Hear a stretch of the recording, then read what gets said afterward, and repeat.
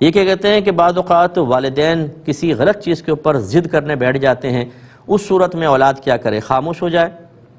یا پھر ان کو تھوڑا بہت جبر اور سختی کر سکتے ہیں، جس کی انہوں نے مثال یہ دی کہ والدین بیماری کی طرف آ رہے ہیں، اب احتیاط کا کہیں، دواؤں کا کہیں تو وہ ضد پکڑ لیں کہ نہ ہم احتیاط کریں گے نہ دوا کھائیں گے، اور نہیں اگر اولاد تھوڑا بہت ان کو سمجھاتی اور اختیار کر لے تو ان کے بیمار ہونے کا اندیشہ ہے،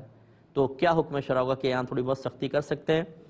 دیکھیں چونکہ سختی کے اوپر نصوص قطعیہ وارد ہو گئی، اس لیے ہم تو منع ہی کریں گے کہ سختی نہ کریں، ڈانٹے ڈپٹے نہیں، اونچی آواز سے بات نہ کریں، ہاں ریکویسٹ کرتے رہیں۔ اب اگر وہ نہیں استعمال کرتے تو بہرحال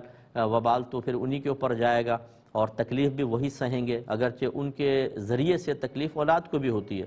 اور بعض اوقات اولاد کا خرچہ بڑھ جاتا ہے۔ یہ والدین سے بھی گزارش ہے کہ اپنی ضدوں کو چھوڑ کر کچھ اولاد کا بھی خیال کریں۔ اگر ابھی آپ علاج کروا لیں، ہو سکتا ہے کہ